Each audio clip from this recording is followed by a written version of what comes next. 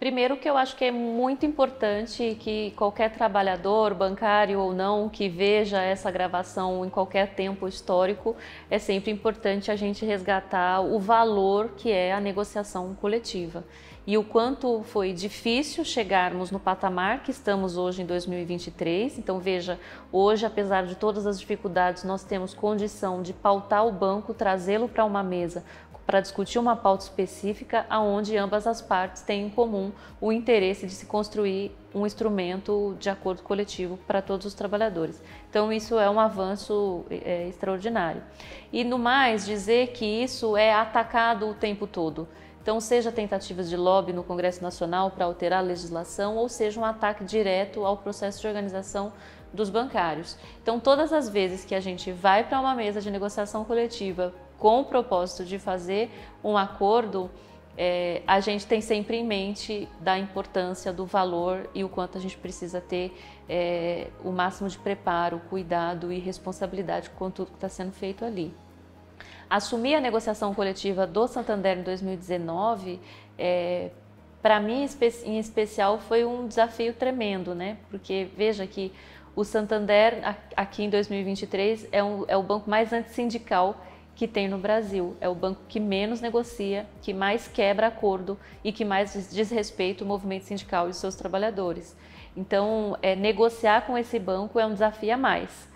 E assumir este cargo aos 29 anos, com uma experiência sindical pequena, né, comparado aos meus pares.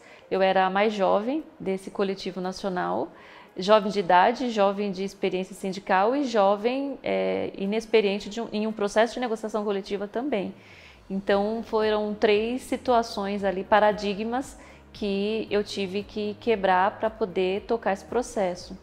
E logo mais, então eu assumi em 2019, 2020, inicia a pandemia de Covid, que exige do movimento sindical também um processo de negociação permanente, porque a vida dos trabalhadores bancários estava em risco. Veja que numa pandemia com mais de 700 mil mortos, que a contaminação se dá pelo ar, por saliva, enfim, por tantas coisas, os bancários não pararam de trabalhar em nenhum momento dessa pandemia, né? Os bancos não fecharam por ser considerada atividade essencial. Então, essa categoria estava em franco ataque, né? Em franca ameaça o tempo todo. Então, isso exigiu de nós uma capacidade de resposta, de negociação muito rápida, e muito efetiva. Então você não tinha muito tempo para se preparar. É aquela coisa, você troca a roda do avião com o avião no ar. Então isso foi muito impactante para mim. E eu tinha que liderar um grupo de dirigentes sindicais que a média de tempo sindical é 20, 30 anos. Então o que eu tinha de idade, eles tinham de experiência sindical. E isso traz benefícios, mas também traz desafios, porque você tem uma escola sindical, você tem toda uma mentalidade, uma forma, um jeito de fazer. E eu vim com uma mentalidade de que é preciso flexibilizar alguns pontos, é preciso ter uma ação sindical mais moderna, mais atual, com uma linguagem diferente, sem se desvirtuar ali uma vírgula dos nossos princípios e valores. Então, olhar para esse passado, para esse legado com muito respeito, se respaldar nesse centenário, nessas histórias que nos trouxeram e nos garantiram tantas vitórias, né? Garantiram, inclusive, hoje que a gente possa sentar numa mesa de igual para igual e fazer uma negociação com os bancos. Então, isso é graças a esse legado e às gigantes que passaram nesse sindicato, e ao mesmo tempo a gente precisa o tempo todo olhar para esse futuro, como que a gente dialoga com o que está vindo, com os atuais desafios, porque o mundo do trabalho muda e muda todo dia numa dinâmica, numa velocidade imensa.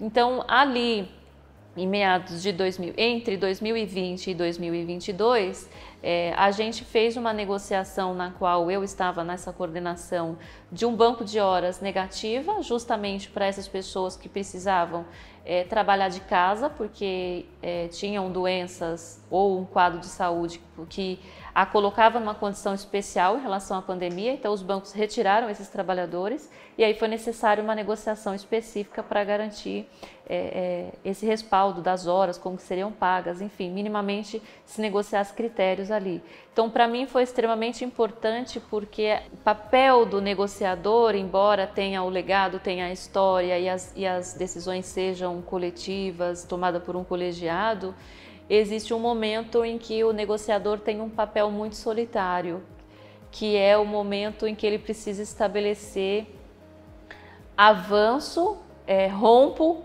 com o banco, ou eu aceito o que ele está me oferecendo para eu não perder o que eu já tenho.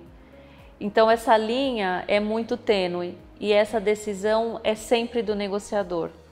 Então se você resolve exigir muito e ir para cima no momento errado, você perde tudo. E se você desiste antes de chegar nesse limite, a categoria e os seus pares vai ter a sensação de que podia mais. E aí você perde a credibilidade do grupo. Então, esse lugar, que é uma coisa extremamente subjetiva e que não tem muito como ensinar, é um feeling que você vai desenvolvendo ali à medida em que você vai tocando o processo. Então, isso me marcou também profundamente nesse processo que eu estou trilhando, porque eu ainda estou em formação, não sou nenhuma expertise em negociação coletiva, mas acho que a gente vai aprendendo todo dia. Definir essas estratégias, esses caminhos, para onde vai, onde não vai, é de uma formação, de um aprendizado enorme. E o que as pessoas precisam saber? Não tem como aprender isso antes. São coisas que você aprende fazendo, sentindo no dia a dia, com erros e acertos, ouvindo os pares e sempre, claro, olhando para essa experiência, para esse acúmulo que a gente tem aí de 100 anos de história.